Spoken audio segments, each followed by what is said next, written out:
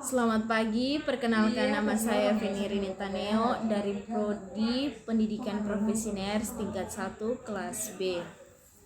Baik, saya akan menjelaskan tentang anatomi fisiologi sistem perkemihan. Sistem perkemihan.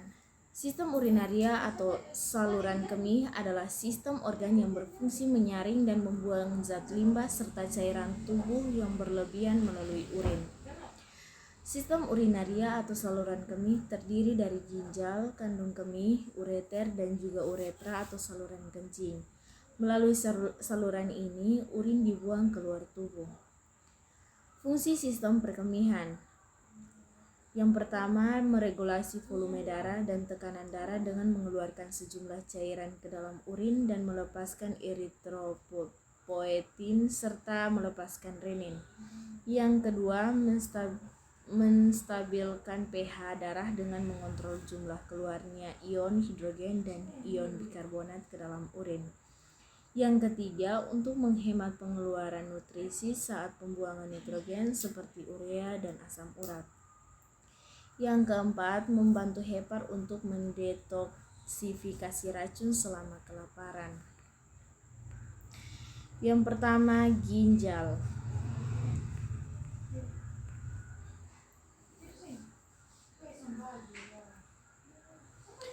Ginjal merupakan organ yang berpasangan.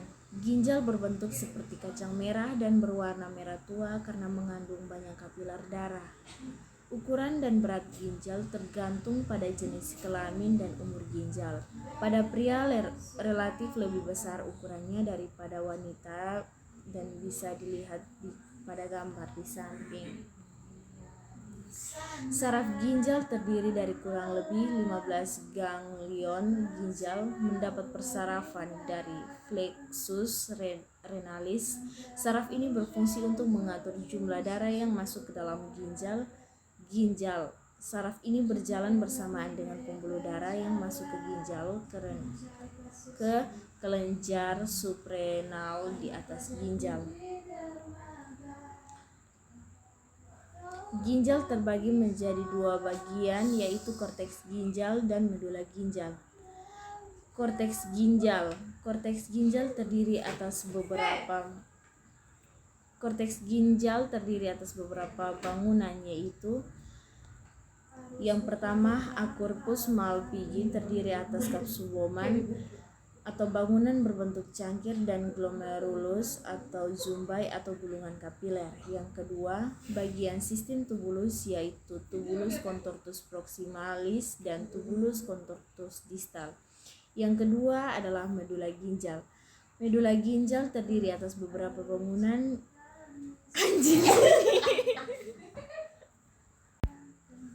Yang kedua, medula ginjal. Medula ginjal terdiri atas beberapa bangunan yang merupakan bagian sistem tubulus, yaitu pars descendens dan descendens ancehal, bagian tipis ancehal, ductus secretorius atau ductus colligens, dan ductus papillaris Bellini. Yang berikut adalah fungsi ginjal. Yang pertama, mengatur volume air. Yang kedua, mengatur keseimbangan osmotik dan ion. Yang ketiga, ginjal berusaha mengatur keseimbangan asam basa tubuh. Yang keempat, mensekresi sisa metabolisme tubuh. Dan yang kelima, untuk produksi hormonal eritropoietin. Yang kelima, untuk produksi hormonal eritropoietin. Yang kedua, ureter. Ureter adalah suatu arus muskuler berwujud silinder yang menghantarkan urin dari ginjal menuju kandung kemih. Panjang ureter adalah sekitar 20-30 cm dengan diameter maksimum sekitar 1,7 cm tidak jauh kandung kemih dan berjalan dari hilus ginjal menuju kandung kemih. Dinding ureter terdiri atas mukosa dilapisi oleh sel-sel tradisional, otot polos, sirkuler, dan longitudinal yang mampu melaksanakan sikap yang dibuat kontraksi guna mengeluarkan urin ke buli-buli. Ureter mendapat aliran darah dari arteri renalis, arteri spermatica interna, arteri hipogastrika, dan arteri vesikalis inferior. Yang berikut adalah fungsi ureter. Menghantarkan urin dari ginjal menuju kandung kemih. Lapisan dinding ureter yang terdiri dari otot-otot polos sikuler dan longitudinal menimbulkan gerakan-gerakan peristaltik atau berkontraksi setiap 5 menit sekali guna mendorong air kemih, kemudian disemprotkan ke dalam bentuk pancaran melalui osteum urethralis termasuk ke dalam kandung kemih. Sewaktu masuk kandung kemih, dinding atas dan dinding bawah ureter akan tertutup, dan pada saat kandung kemih penuh akan terbentuk katup atau valvula yang mencegah kembalinya urin dari kandung kemih. Yang berikut kandung kemih. Kandung kemih merupakan organ yang berongga yang terletak di sebelah anterior tepat di belakang os pubis. Sebagian besar dinding kandung kemih tersusun dari otot polos yang dinamakan musculus detrusor. Kontraksi otot ini berfungsi untuk mengosongkan kandung kemih pada saat urinasi. Bisa dilihat pada gambar di samping. Selanjutnya, pada dasarnya kandung kemih terdapat lapisan tengah jaringan otot berbentuk lingkaran bagian dalam atau disebut sebagai otot lingkar yang berfungsi menjaga saluran antar kandung kemih dan uretra sehingga uretra dapat menyalurkan urin dari kandung kemih keluar tubuh. Akibat dari rangsangan ini, otot lingkar menjadi kendor dan terjadi kontraksi sfinkter bagian dalam sehingga urin tetap tinggal di dalam kandung kemih. Yang berikut fungsi kandung kemih. Fungsi kandung kemih adalah untuk menyimpan urin sebagai hasil penyaringan ginjal. Kandung kemih akan menyimpan urin hingga waktunya harus dikeluarkan. Dengan fungsi kandung kemih ini, buang air kecil menjadi lebih terkontrol dan tak dilakukan setiap saat. Namun, fungsi ini bisa terganggu jika terdapat infeksi atau masalah kesehatan lainnya pada kandung kemih. Dinding kandung kemih terdapat dua bagian besar, yaitu badan atau korpus berbentuk ruangan yang berdinding otot dan bagian leher atau kolom yang berbentuk corong dalam kondisi penuh bentuknya akan seperti telur atau ovoid, dan apabila kosong berbentuk seperti limas APEC atau puncak vesika urinaria terletak di belakang simfisis pubis. Yang keempat adalah uretra. Uretra merupakan organ yang berfungsi menyalurkan urin ke bagian luar. Dengan kata lain, uretra merupakan tabung yang menyalurkan urin keluar kandung kemih. Ada dua sfinkter uretra, yang sfinkter eksterna dan sfinkter interna. Sfinkter eksterna ada di batas uretra anterior dan posterior yang terdiri atas otot polos yang diatur sistem saraf simpatik. Urin yang telah diproduksi oleh ginjal dan dipindahkan dari ureter dan kandung kemih akan dikeluarkan melalui uretra. Organ saluran kencing ini bertugas untuk menghubungkan kandung kemih ke lubang saluran kemih pada ujung penis atau vagina. Yang berikut adalah fungsi uretra. Fungsi uretra sebagai saluran pembuang baik pada sistem kemih atau ekskresi dan sistem seksual. Fungsi uretra pada wanita berbeda dengan yang terdapat pada pria. Pada pria,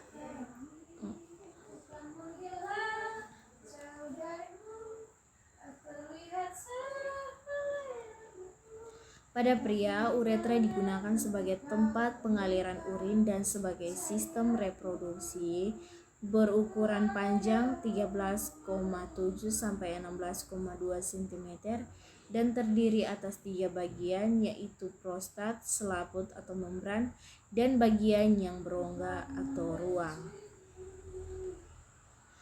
Filtrasi glomerulus. Glomerulus merupakan tempat terjadinya filtrasi yang merupakan tahapan awal dalam proses pembentukan urin. Setelah kita mengkonsumsi cairan seperti minuman, air, maka tubuh akan mengeluarkan urin secara alami. Proses pembentukan urin merupakan cara alami yang dilakukan oleh tubuh untuk mengeluarkan racun dan kelebihan kadar air. Dampaknya itu kesehatan di dalam tubuh akan tetap terjaga. Untuk memproses cairan yang masuk hingga menjadi urin, ada beberapa proses yang terjadi dalam tubuh manusia, yaitu yang dinamakan dengan proses ekskresi, dan glomerulus merupakan salah satu bagian dalam tubuh yang berperan dalam proses ekskresi tersebut. Yang berikut adalah filtrasi. Filtrasi adalah proses penyaringan darah pun dimulai di ginjal. Darah yang mengandung zat sisa metabolisme akan disaring karena dapat menjadi racun untuk tubuh. Tahapan ini terjadi